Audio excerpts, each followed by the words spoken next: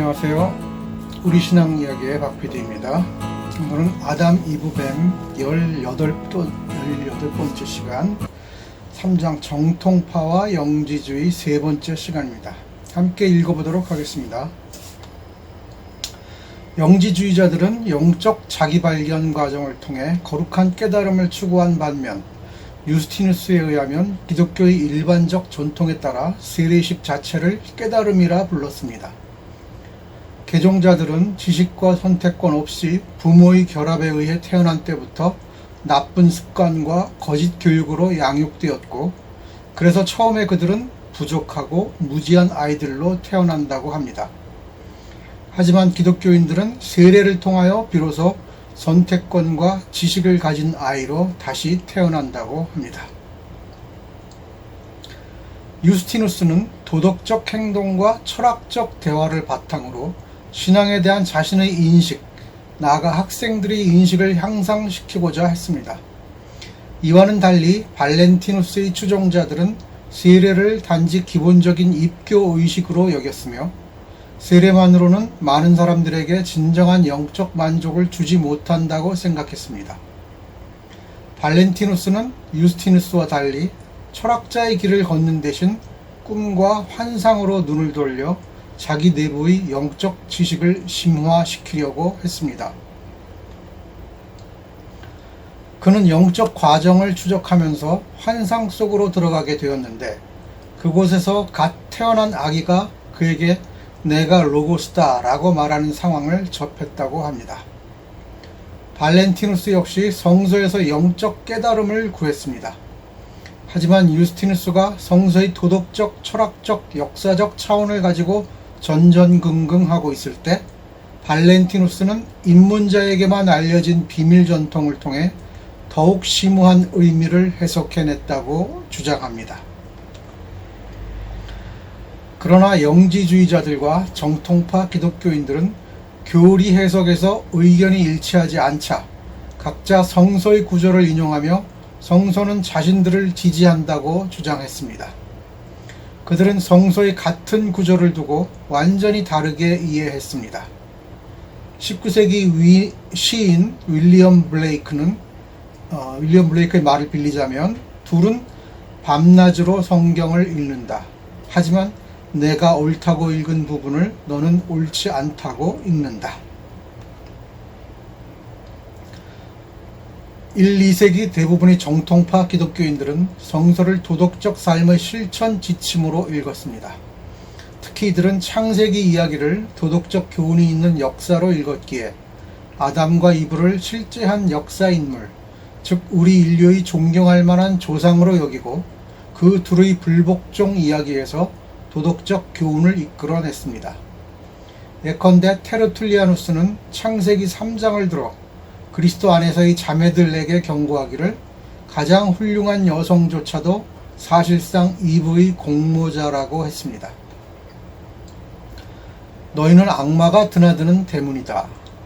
너희는 악마가 공격할 엄두도 내지 못한 그를 설득한 바로 그녀이다. 너희 모두가 이브라는 걸 모르겠느냐?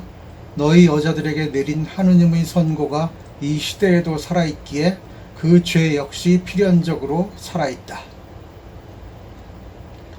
테르툴리아누스는 창세기의 창조 이야기에서 도덕적 교훈을 이끌어내는 방식을 보겠습니다.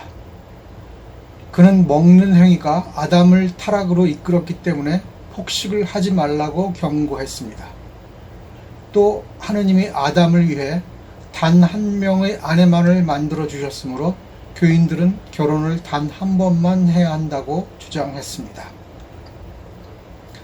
또 클레멘트는 하느님이 낙원에서 이루어진 결혼과 출산을 축복했다고 본 반면, 4세기 기독교 수도사 예로니모는 아담과 이브가 동정을 유지한 채 낙원에서 살기로 처음엔 예정되어 있었으나 죄를 지어 동정의 낙원에서 추방된 뒤 결혼으로 합쳐지게 되었다고 주장합니다. 오늘의 이야기들을 종합해 보자면, 기독교 전체 여가를 볼 때 이른바 정통파 기독교인들의 주장이 원만히 합의되지도 못했을 뿐만 아니라 그 근거 또한 매우 문자주의적임을 알 수 있습니다.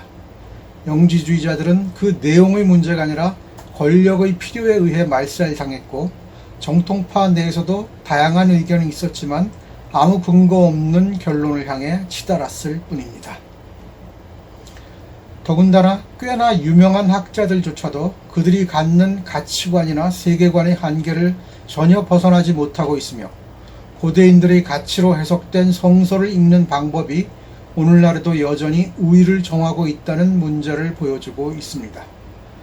먹는 행위가 타락을 이끌었다고 생각했다면 그에 대한 답은 다양할 수 있습니다.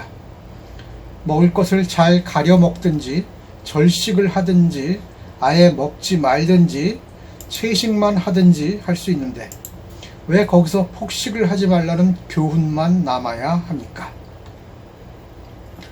정통파와 영지주의의 주장에 잘못된 근거는 제시하지 않고 힘을 가진 쪽이 무조건 상대를 말살시키면 그것이 옳은 주장이라고 볼 수 있습니까? 위너 테이크스 잇 올의 세상의 원칙을 깨뜨리기 위해 가장 낮은 곳에 오셨다는 예수의 행위 원리와는 정반대의 길을 걸은 기독교 역사를 그냥 받아들인다고요?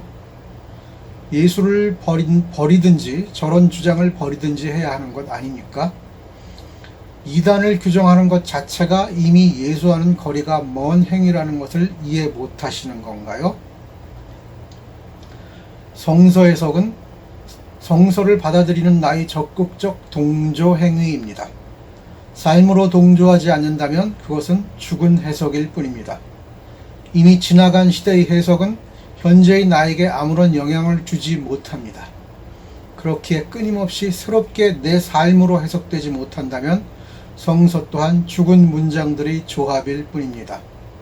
시대와 공간을 뛰어넘는 해석은 없습니다. 그것을 읽고 해석하는 사람들이 공감하고 동조하는 데서 보편성이 탄생할 뿐이기 때문입니다. 네, 여기까지 아담 이브 뱀 18번째 시간이었습니다. 감사합니다.